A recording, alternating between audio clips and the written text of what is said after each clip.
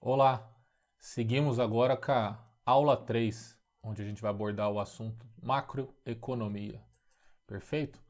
Dentro da macroeconomia, eu digo que ela é uma prévia do futuro, onde nós vamos abordar aqui os principais indicadores econômicos e vamos tratar a questão do mercado financeiro. O que são esses indicadores econômicos? E o mercado financeiro é tudo que faz preço na bolsa, é tudo que é importante. Você vai entender esse ciclo aqui agora, perfeito? Então, o que é dentro de indicadores econômicos o payroll? O payroll ele é um relatório onde ele não traz simplesmente se determinado país ele contratou mais funcionários ou ele demitiu. Por exemplo, qual que é a quantidade de desempregados, por exemplo, lá nos Estados Unidos? Vai trazendo esse relatório no payroll. O payroll existe o payroll, no caso dos Estados Unidos, onde trata logicamente a economia americana, o payroll europeu, o payroll chinês. Então, por que esse relatório é importante? Vamos dizer que a indústria contratou, comparando com o trimestre passado, 300 mil funcionários. Ou um caso teve um aumento ali de 10%. O relatório traz em percentual. Se a indústria, no caso, está contratando mais funcionários, quer dizer que a economia está aquecida. Assim como agora a gente pegou a época do coronavírus e fomos pegar os relatórios do payroll, ele diz o quê? Ele diz ali que muitas pessoas ficaram desempregadas. Aqueles pedidos de desemprego lá nos Estados Unidos deram dados alarmantes. As pessoas de 100 mil foi para 200, 300, 400 mil pessoas desempregadas. Isso demonstra o quê? Uma crise na economia. Então, a quantidade de pessoas que estão trabalhando geram a riqueza do seu país. Demonstram que a questão de crise, estabilidade, são todos esses dados que vão estar levando a questão de macroeconomia. No Brasil, nós temos o CAGED, que é o Cadastro Geral de Empregados e Desempregados, onde você consegue ver, inclusive, assim como o payroll, por setor. Vamos dizer que o setor hoteleiro, agora passando essa crise do Covid, ele tinha, por exemplo, veio com um crescimento de 10% comparado ao trimestre passado ou comparado ao mês passado. Ele está vindo numa crescente esse indicador, esse relatório, no caso, ligado ao CAGED ou payroll.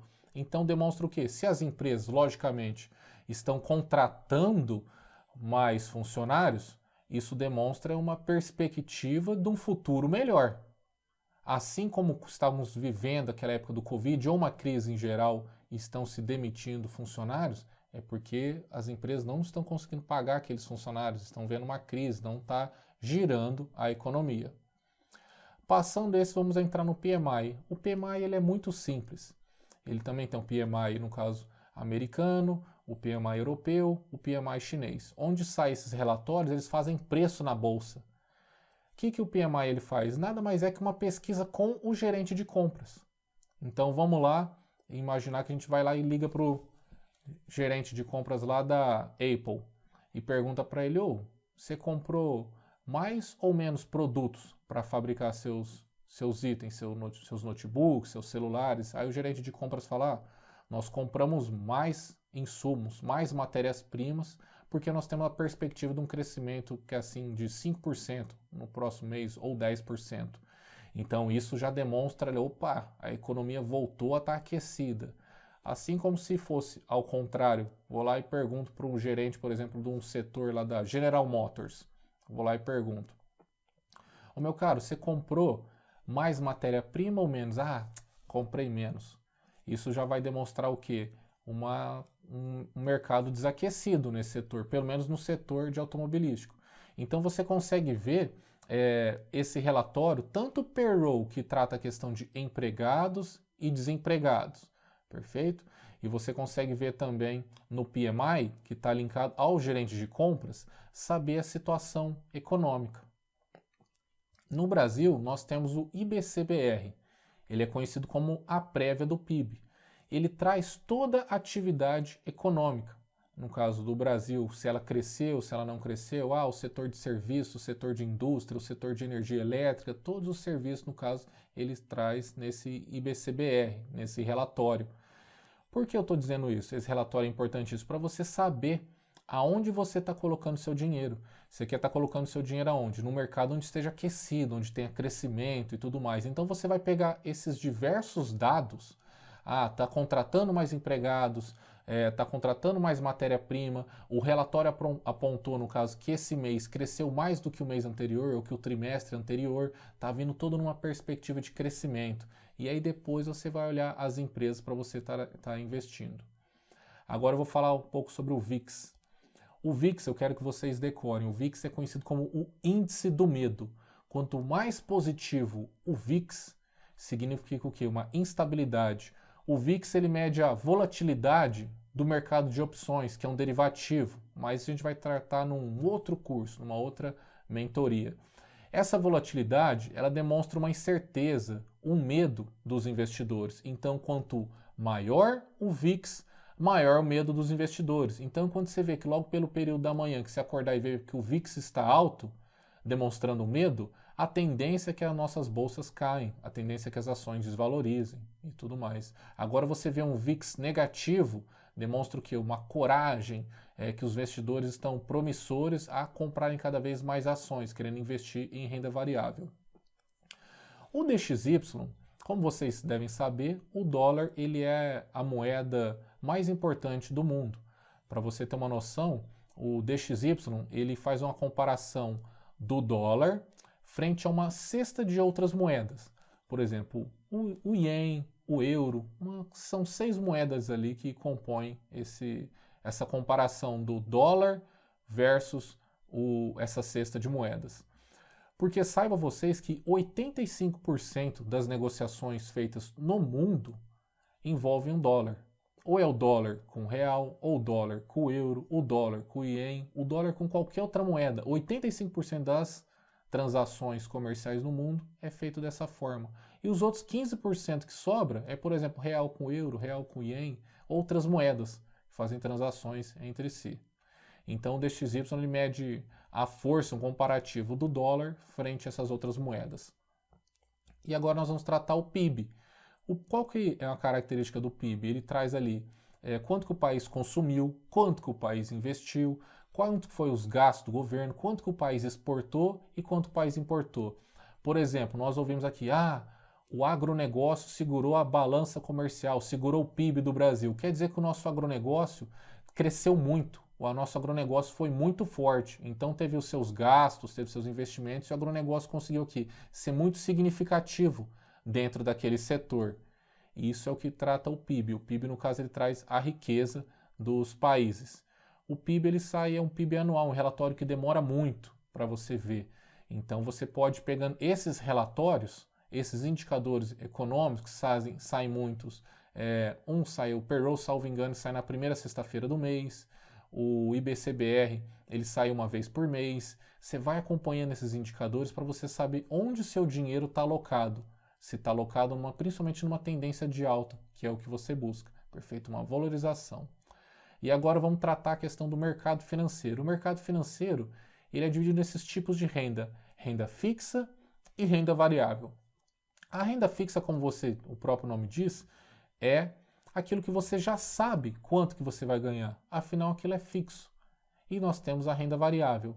Então, vamos supor, através da política dos bancos centrais, onde, por exemplo, no Brasil a gente tem um Copom, que é o Comitê de Política Monetária. A Selic anteriormente, vou dar um exemplo, ele era 14%, a Selic. Então, o que ele fazia? Você deixava o seu dinheiro tranquilamente na renda fixa, por exemplo, na poupança, e seu dinheiro ficava lá parado, rendendo. Você vinha ganhando, sem problema. Você fica numa paz. Aí o que o governo faz? Os bancos centrais, eles têm o Copom, no caso, ele reúne a cada 40 dias, né? E ele falou, não, a gente precisa girar a roda da economia. Nós precisamos aquecer isso. Aí ele vai lá e baixa a Selic, por exemplo, de 14% para 2,5%, como fez. Com isso, você vai ver que seu dinheiro na renda fixa não vai estar rendendo tanto. Aí o que você faz? Faz você se mover, você atiçar talvez seu sentido de investidor. Você vai abrir um novo negócio, você vai abrir uma padaria, você vai abrir uma loja de sapatos, você vai fazer alguma coisa, porque na poupança não dá, mas a inflação, o seu dinheiro está sendo desvalorizado.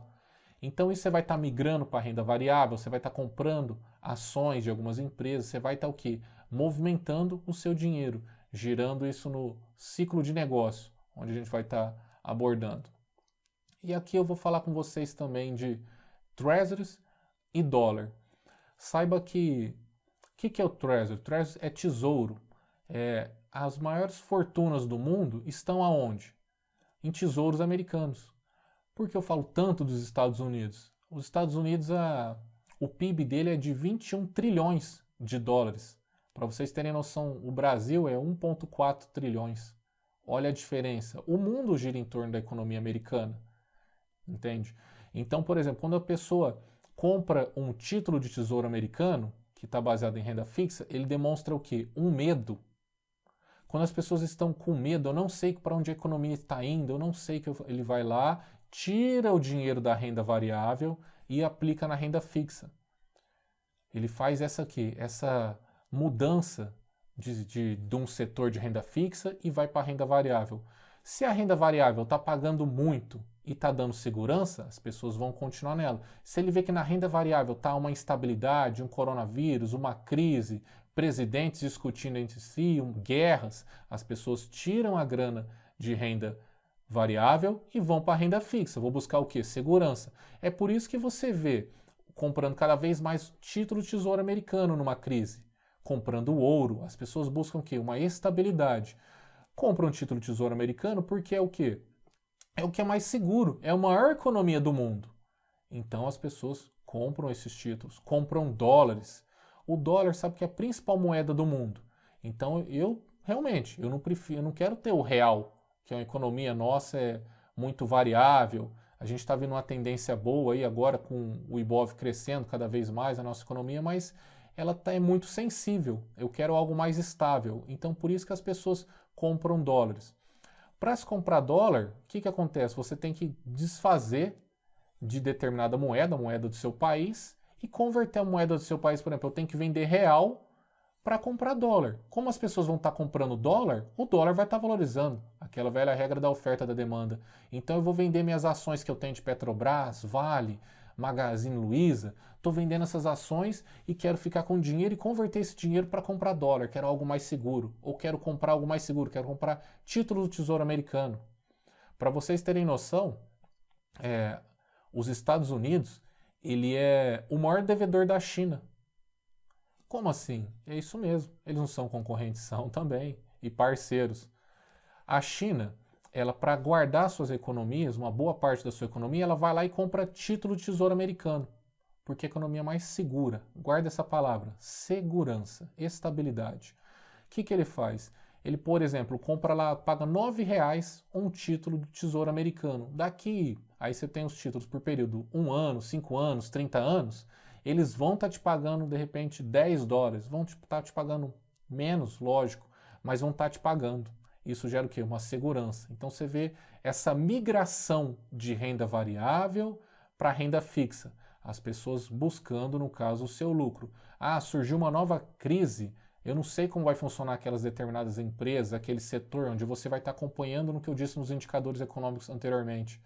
Aí essa migração, essa variação fazem com que as pessoas saem da renda variável, vou buscar segurança, vou para a renda fixa. Opa, a renda fixa não está me rendendo nada, eu quero buscar algo que seja mais rentável. E aí você vai para a renda variável, porque a economia está boa, está tudo aquecido e tudo mais.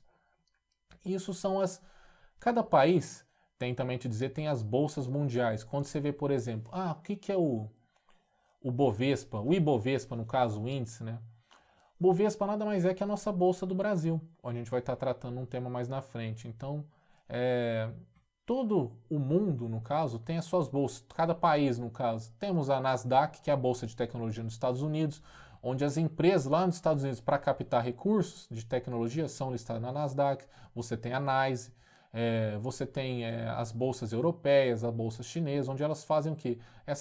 Onde as suas empresas são listadas em cada país, onde vocês vêm captando esse dinheiro para fazer novos investimentos. Isso quem define essa taxa da Selic, essa variação, são os bancos centrais de cada país. Então, por exemplo, o Banco Central está vendo, a economia no Brasil está ruim. O que ele vai fazer? Ele vai fazer nessa reunião e vai determinar, vamos aumentar a taxa de juros, vamos abaixar.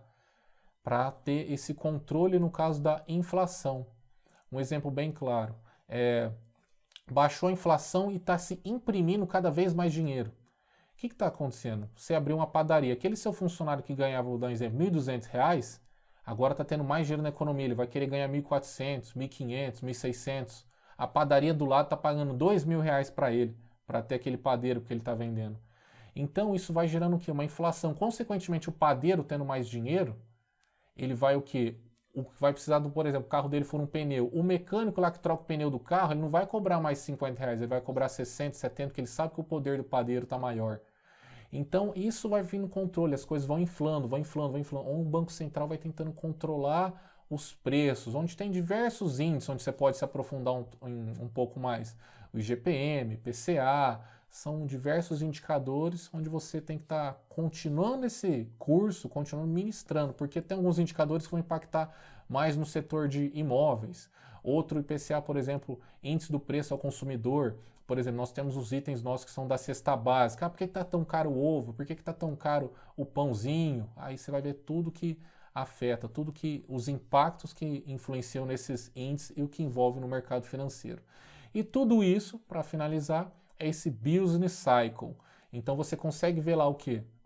Os indicadores econômicos estão te apontando para onde a economia está indo, onde as empresas estão contratando mais funcionários ou estão contratando menos.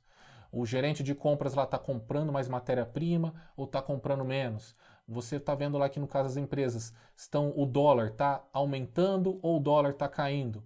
Está aumentando a quantidade de investidores dentro da Bolsa Brasileira. Opa, demonstração clara que a nossa economia está aquecida. Então é isso que eu tenho que passar para vocês aqui dentro de macroeconomia, no que eu abordo que ela é uma prévia do futuro.